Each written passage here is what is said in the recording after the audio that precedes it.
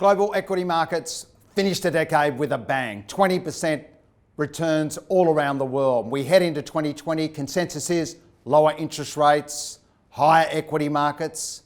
Who will be right? Will consensus be right? What do the experts think as we head into 2020? 2019, ripper of a year. 2020, what's ahead? Is the bull going to keep chugging along, or is the bear finally going to emerge from hibernation? I think you've got to be bearish. The whole reason the market was up 25% this year was because the Fed cut rates. Rates were low, assets went up. The two biggest tail risks were Brexit, trade wars. They've both been solved. I think earnings probably grow, but market probably goes down. How much down? Give us a number. 7%. 7%? How about that? Gee, that was loud. Sorry about that.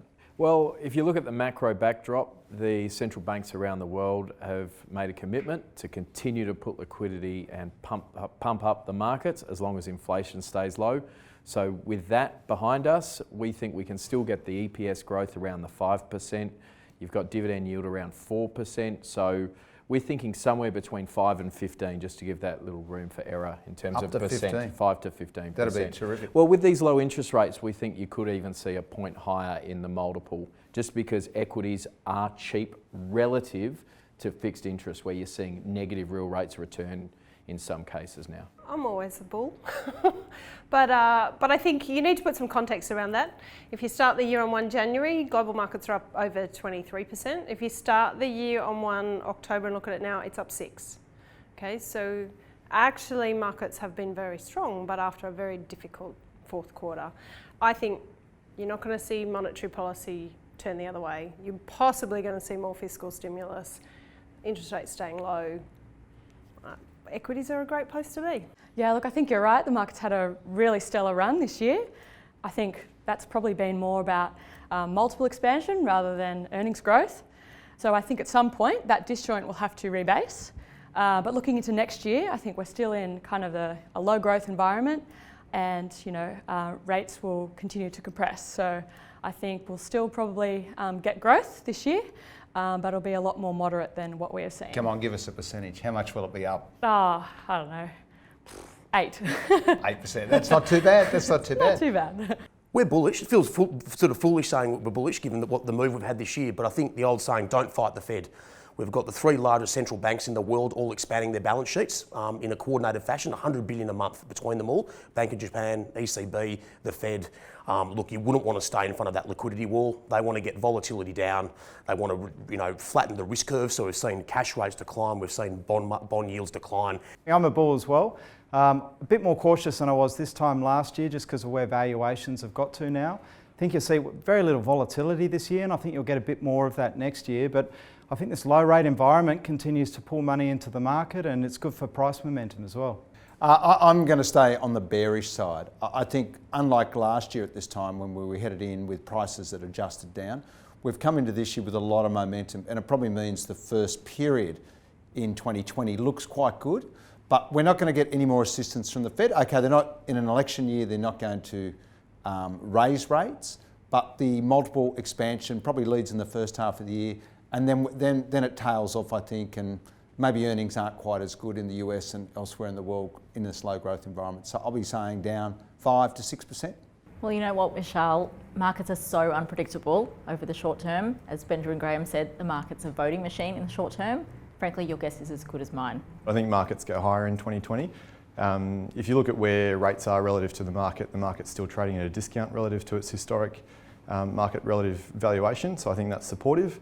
Also, looks like we're getting at a positive outcome with regards to Brexit, and also Trump's election towards the end of next year probably means he's more incentivised to do a deal. So I think markets go higher. Go higher. Give me a percentage. I think 5 to 10. 5 to 10, pretty standard, but nice. So let's go through. Markets end up going towards consensus. We all end up thinking the same thing. What's the big consensus trade going into 2020, and does it unravel? Yeah, I think the big consensus trade is expensive defensives. So think about where the supermarkets have gotten to, that sort of thing.